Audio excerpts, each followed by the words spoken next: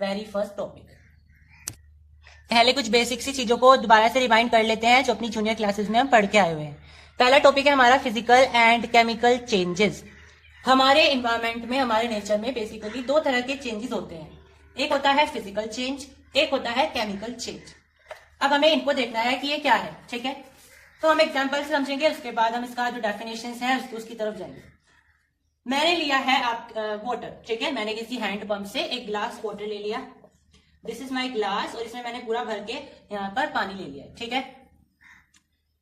अब मुझे ये जो पानी है ये मैंने इसलिए भरा है क्योंकि मुझे इससे आइस क्यूब्स बनाने हैं, क्योंकि मुझे कोई शरबत बनाना है।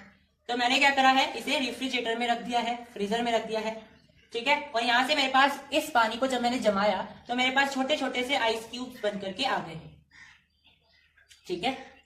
अब मेरा मन करा कि नहीं, शरबत तो नहीं पीना है, मुझे इसे दोबारा से पानी बनाना है और पानी का भी भाप बनानी है। तो मैंने क्या करा, इसको उबाला किसी चाय वाले बर्तन में, ठीक है। तो चाय वाले बर्तन में जब मैंने इसे उबाला तो जब मैंने इसके ऊपर लीड ढकी तो मैंने देखा उबालते वक्त उस लीड के ऊपर छोटी छोटी सी ड्रॉपलेट्स थी पानी की। वो क्या है, वो ये पानी की बूंदे ही हैं जो कि भाप बन करके गई थी, और लीड क्योंकि उनके ऊपर आ गया था तो उनके ऊपर रह गई थी और कंडेंस होकर के वो क्या बन गई है, पानी की ड्रॉपलेट्स बन गई है। अगर आप उस ड्रॉपलेट को अलग करना चाहते हो तो आप डिस्टिलेशन का प्रोसेस लगा सकते हो। डिस्टिलेशन के प्रोसेस से ये जो सारी की सारी वेपोराइज्ड ड्रॉपलेट्स हैं, बिल्कुल फिल्टर डिस्टिल्ड जो वाटर आएगा वो आपका स्टोर हो जाता है अलग ट्यूब में। आपको यहाँ पे डिस्टिल्ड वाटर मिल जाता है। लेबोरेटरीज में, केमिस्ट्री की लेबोरेटरीज में खास करके आप डिस्टिल्ड वाटर का ही यूज करते हो, ठीक है, जो बैटरी वगैरह होते हैं इन सब में, ठीक है।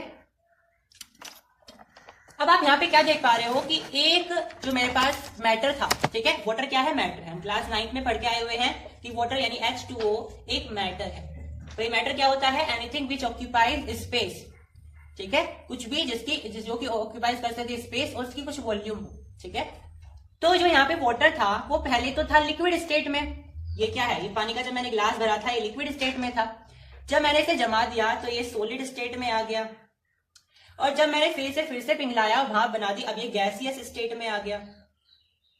है तो पानी ही, तो क्या मैं इस भाप से दोबारा पानी बना सकता हूं? बिल्कुल। भाई जो मैंने डिस्टिलेशन करी है वो किस लिए करी है, उन भाप से पानी बनाने के लिए। जब मैं यहाँ पे डिस्टिलेशन मैंने प्रोसेस लगाया तो मेरे पास यहाँ पे अलग से H2O मिल जाएगा, यानी फिर से मेरे पास यही चीज आ गई।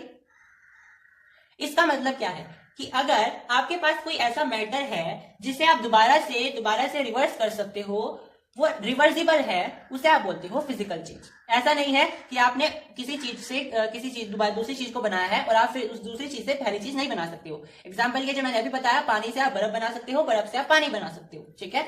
अब दूसरा एग्जाम्पल अगर हम यहाँ पे समझें, आपके पास दूध होता है, मिल्क, और एक हम एग्जाम्पल लेंगे कैंडल का, ठीक है। मिल्क मेरे पास है, तो मिल्क के अंदर क्या होता है, लैक्टोबैसिलस,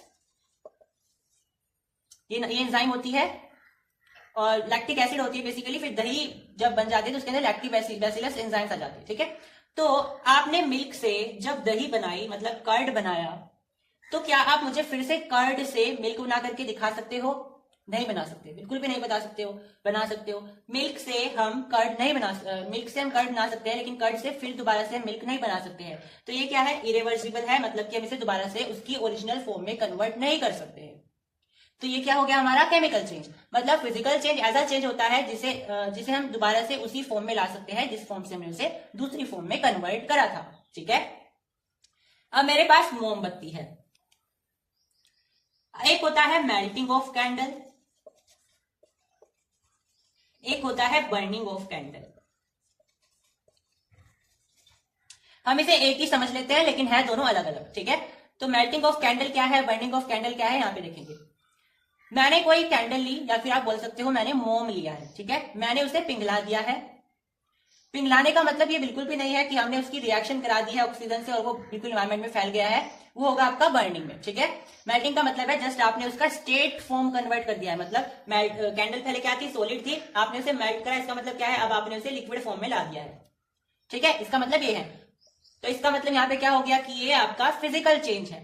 लेकिन बर्निंग में क्या होता है, बर्निंग जब आप करते हो कैंडल की तो आपकी एक तो वैक्स की जो अमाउंट होती है वो कम होती जाती है, ठीक है। और भले ही आप उसको कन्वर्ट कर लो फिर दोबारा से कैंडल में या लिक्विड में, लेकिन आप उसके वही ओरिजिनल अमाउंट नहीं ला सकते हो क्योंकि उसमें से कुछ अमाउंट बर्न हो चुकी है। तो ये क्या होता है आपका केमिकल चेंज। ठीक है, यहां तक समझ में आया। और यहाँ पे ध्यान रखना कि केमिकल चेंज हमेशा होते हैं इरिवर्सिबल, आप उनको दोबारा से उनकी ओरिजिनल फॉर्म में कन्वर्ट नहीं कर सकते हो। लेकिन फिजिकल चेंज होते हैं रिवर्सिबल, उनको आप चेंज कर सकते हो। ठीक है, और भी अगर आपके पास ऐसे एग्जांपल्स हैं तो please make sure to write them in the comment section. कुछ और एग्जांपल्स से समझते हैं, जैसे कि मेरे पास होता है केक।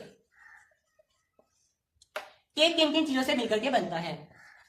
ये क्रीम से मिलकर के बनता है, एग भी डाल सकते हैं, राइट, ब्रेड, और क्या, मान लीजिए मिल्क आ गया, मुझे नहीं पता, I am not a baker, लेकिन हम मान लेते हैं ये सारी चीजें होती है, चॉकलेट मान लो। ठीक है, इन सारी चीजों को मिक्स करके हम पूरा एक केक बनाते हैं। ठीक है, तो मैंने ये चीज डाली, ये चीज डाली, ये सब मिक्स कर दिया और उसका मैंने केक बना दिया। तो क्या केक में से हम दोबारा से इन सारी चीजों को दोबारा से निकाल सकते हैं? क्या हम उसी एग को दोबारा से निकाल सकते हैं वहां से? तो बोलोगे क्रीम उठा लेंगे ऊपर ऊपर से, भाई हम ये मानते हुए चल रहे हैं कि हमने सारी चीजें बिल्कुल मिक्स कर दी है। ठीक है, उस केस में हम उन चीजों को दोबारा से नहीं निकाल सकते एज इट इज। ठीक है, उनमें कुछ ना कुछ ये चेंज आ चुका है क्योंकि वो आपस में मिक्स हो गई है। अब उसमें से दोबारा से वो सारी चीजें नहीं निकाल सकते जो इंग्रेडिएंट्स आपने उसमें मिलाए थे। तो ये भी क्या है, ये एक आपका केमिकल चेंज है। समझ में